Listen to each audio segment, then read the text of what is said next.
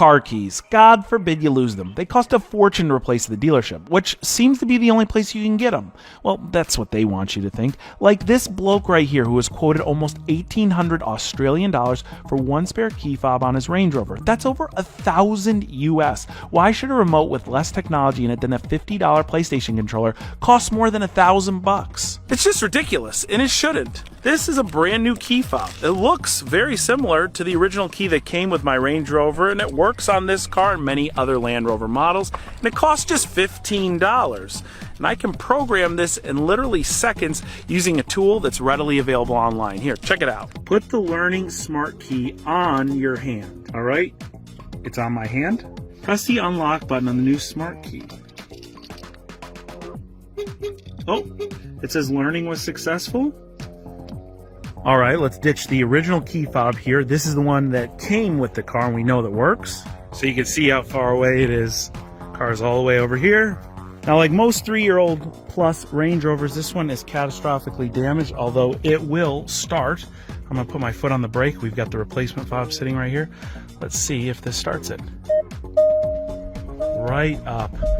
Oh, and it runs like garbage, but it works, okay?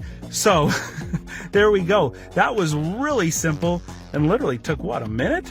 Now, I buy a lot of cars from the auction, and a lot of times they just come with one key. In some cases, they won't come with any keys, and getting a replacement from the dealer is a nightmare. I've heard a million different excuses. You're always at the mercy of them. You have to wait around, and like I said already, it's ungodly expensive. And you could do all this on most cars at home for a fraction of the cost, even if you buy your own tools. So today I want to demystify the car key making process. And at the same time, let's have a little fun with this made in China key cutting machine that I found on Facebook Marketplace. The seller was asking $800 for it. I talked him down to just $500, and it will supposedly replicate and even recreate missing keys. Machines like this that professional locksmiths use cost upwards of $5 or $6 grand. So we'll put this to the test for $500. I'm super excited to try this out. This is an automatic key cutting machine. I didn't get much more information than that from the seller, but supposedly automatic means you go, you kind of just set things here in the tablet, and then down there it just kind of cuts your key for you. And if you look at all the different options it has, look, it can even cut a tubular key, a standard key like you use for your house. But this is what was really impressive. Look at all the different makes and models that this software has in it. Ferrari. These are all really ancient Ferraris. But yeah, it should be, let's call it pretty straightforward. At least that's what he told me. You can see it's really well used, a bit worn. When you open this up, this little shield just basically falls right out. So we'll pull it for the time being. But you set your original key in the chuck here. You tighten it in place. This little guy reads the original key, and then that bit right there cuts a new key. Before we test this guy out, I want to make it really clear that buying a used key cutting machine on Marketplace in your neck of the woods is really unrealistic. But everything that I do in these videos, I want you to be able to replicate. Now, the programming of key fobs, which seems to be the major issue nowadays, is something, again, you can easily do with a tool that is relatively affordable, and we're going to get to that in a second. But when it comes to cutting keys, the best way to do it, at least in my experience, is to go to the hardware store. First off, you're going to want to find your key blank online. They're super cheap. They're starting at just a few dollars. Then call your local hardware stores. Even if they're a mom and pop shop, the chances of them having a key cutting machine is very high, and ask if they will replicate it. A lot of the times they'll say yes. They just won't guarantee that it will work when it's done, but you're only taking a few dollar gamble in a lot of cases. Recently, I've taken a couple different laser cut style keys to a hardware store. They usually charge me somewhere around $20 just to cut them, and I pay somewhere around $10 for the blade. So if you figure you're going to be anywhere from like 20 to 50 bucks in a replacement key blade, it's not that expensive, again, when you consider the dealership's going to want several hundred. It's, again, the programming that a hardware store can't do. That's where you got to either go to the dealership or call a locksmith, and those are very pricey solutions. So let's go ahead, test out our Marketplace key cutter, and then we'll program some fobs. We're going to start things off real simple. This is my Super Duty key. I've wanted a duplicate of this key for the longest time, ever since I got the pickup. It is my most used vehicle, and it's one of these simple sorts of keys with a fob attached to it. Luckily, they sell a replica one of these keys for about $10 on eBay. I'm assuming this machine can easily duplicate this key. Ford F series truck or pickup. I'm not sure. All right, one of the reasons it might have been cheap, it only goes up to 2004. Let's see what the other one said. I think we selected F-Series pickup. Let's look at truck. Okay, we want F-Series pickup. And see, it's telling us how many points the key cuts at. I think we're already starting to figure out why this machine was so cheap. I mean, it only lists Ford trucks up to 2004. It doesn't look like it's that old of a machine, but I called the company that's the major retailers for these key cutters, and they told me that some cars, it might not have the specific year for them, but it still should cut the key with no issue. They told me to pick the latest model year that it offered for this specific application, leave all the settings in place, and just follow the directions on the screen. And so I did.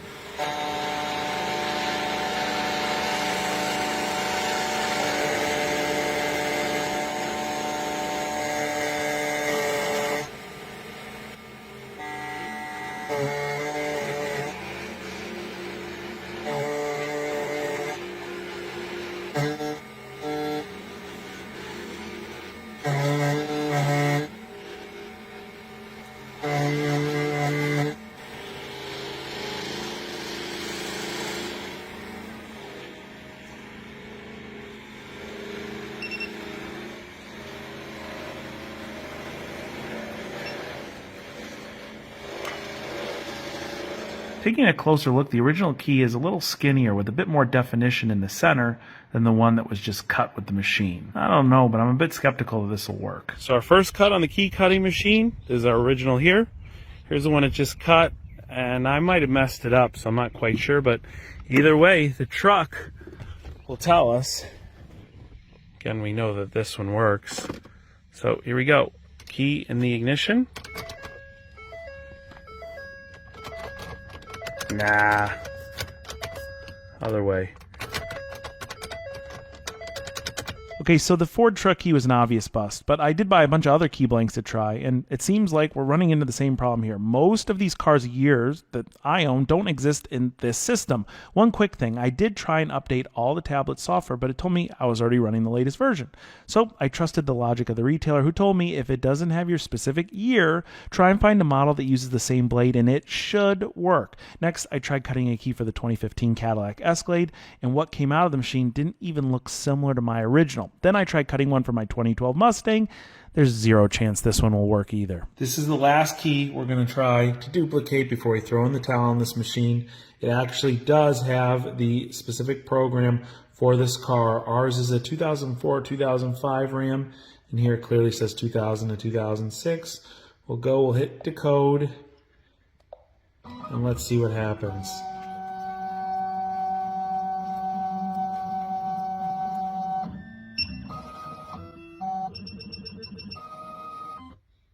All right, well, I came up with a code for it. Now, what I think is strange is that it only scans one side of the key. If this doesn't happen to work, this is one of the cheapest key blanks that I bought. I think this only cost a couple bucks. We'll go ahead, hit cut, and leave all the settings to default and see what it does.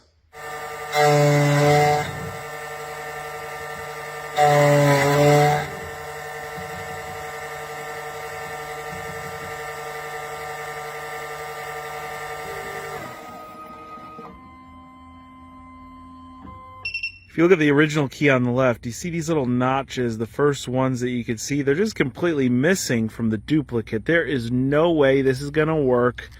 And if this doesn't work, well, then the machine can be considered pretty much a complete failure. Yeah, this is no good in the door. If it didn't turn in the door, well, you wouldn't expect it to turn in the ignition. And just to show you guys, here's the original key, watch.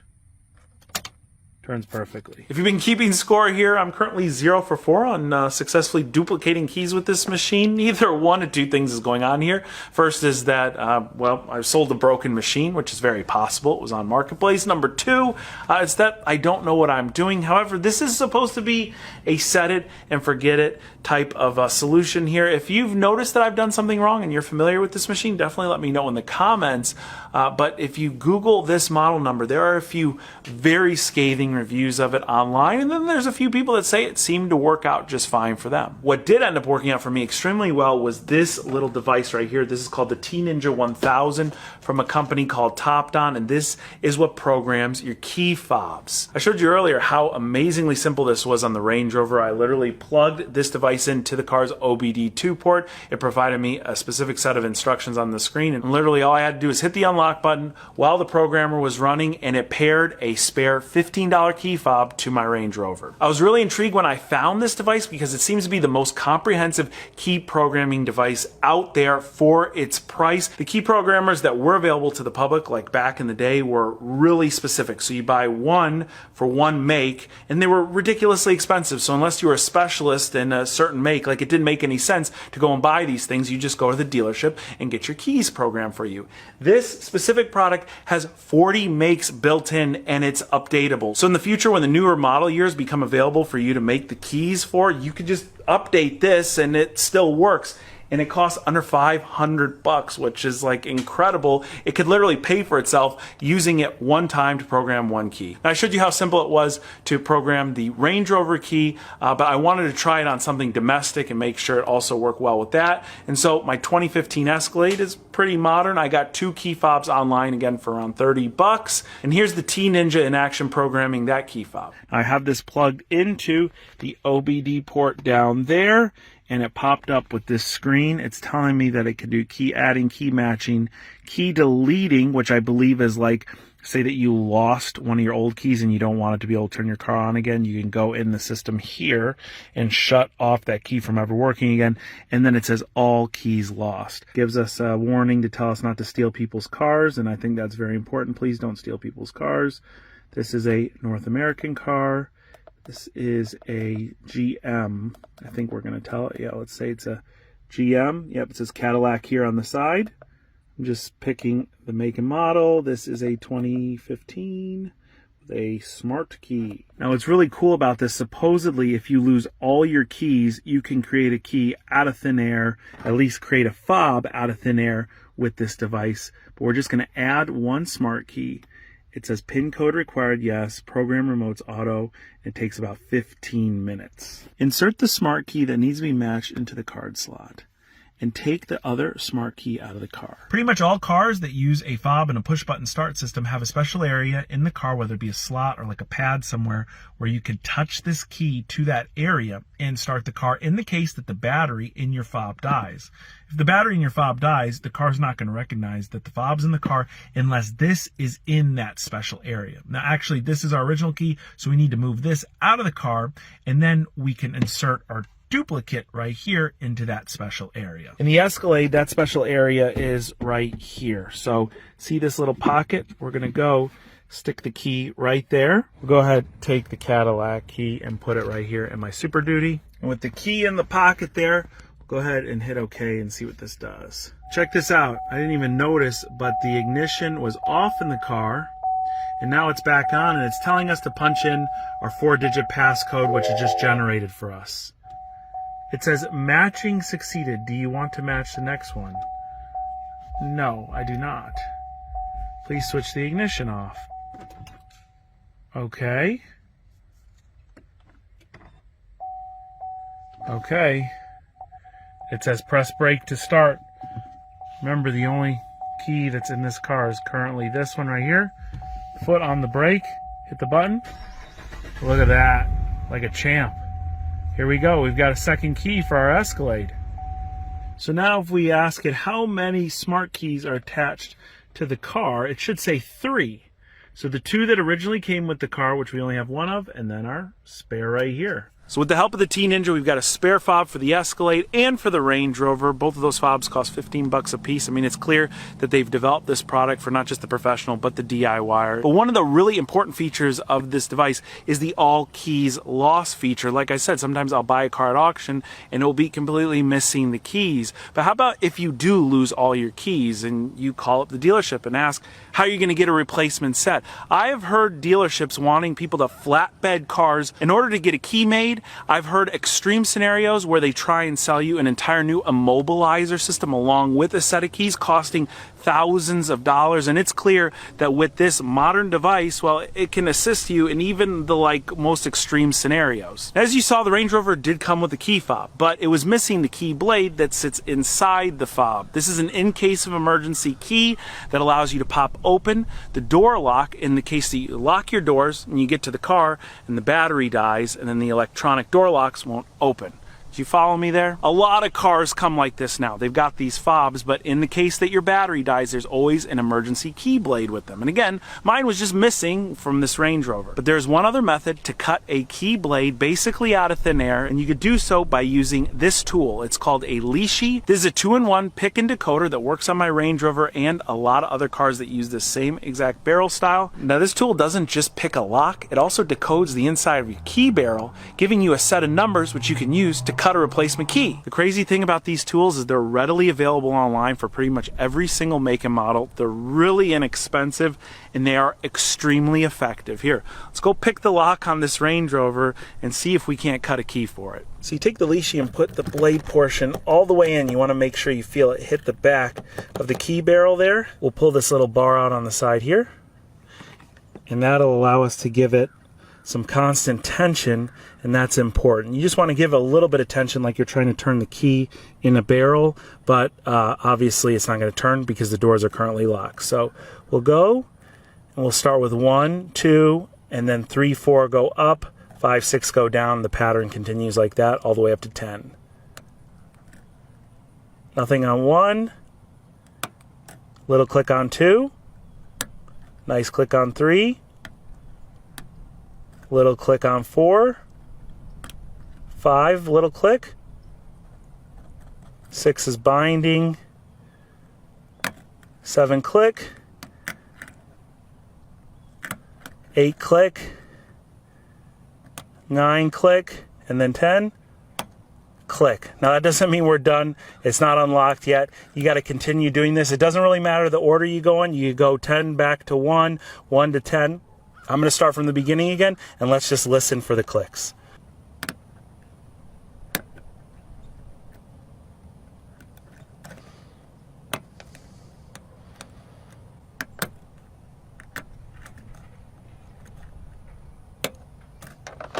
There it is. Now that we got it picked and open, we can decode the barrel, and that'll tell us exactly the code we need in order to make a spare key for this car. All right, we're going to do the same exact thing we were just doing when we were picking the lock. We're going to keep some constant tension on this, and we're going to go downward with our bars, and as they stop, we're going to take note as to what number they match up with here on the side. So for number 1, if we push down on the bar, it stops right up top at number 5. So our first number for our key is number 5. We move over to 2, we go down, it goes down 1 more, so likely our second number is number 4. Now we're going to go to number 3 up top, and that is stopping right at number 3. We'll go to number 4. Come on, you didn't think I was actually going to give you the passcode to make a duplicate key for my Range Rover here, did you? I mean, even if you got it, then you'd have to get the tool to duplicate the fob, and even if you got that, well, this wouldn't make it but a few feet before it broke down again. So if you're looking to do something nefarious, this is not the car you want. But you're not watching this video to learn how to do something nefarious. You want to use it for knowledge and for power. You can make a lot of money being a locksmith and providing these sort of services. You saw how simple this was. This is literally the 3rd or 4th time I've tried to pick a lock using this leashy tool. And it's amazing how powerful it is, how inexpensive it is, and well, how quick and easy it is. You can see how locksmiths could go and do a couple jobs in a day and make a decent amount of money. So we've come full circle. What do you think the chances that this actually cuts an accurate key for my Range Rover based off the code I generated? Now to be sure, I did quadruple check this code. If one number is off, it won't work, but the leashy makes it super simple to decode, and I got the same exact set of numbers every single time I did. On the key machine, all you have to do is input the set of numbers and then hit the cut button.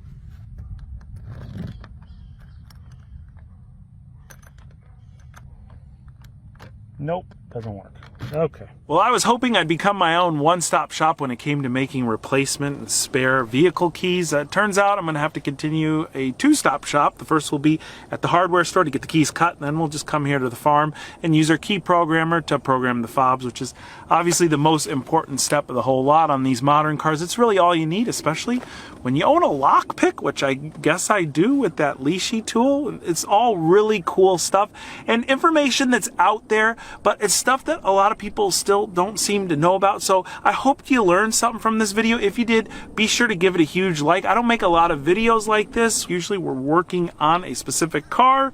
So I want to hear from you in the comments if you like these videos and if you want to see more of them, because I love showcasing tools that aren't really mainstream, but that can help a lot of you DIYers at home. Now, as always, I want to thank each and every one of you for watching today, and I'll catch you very soon.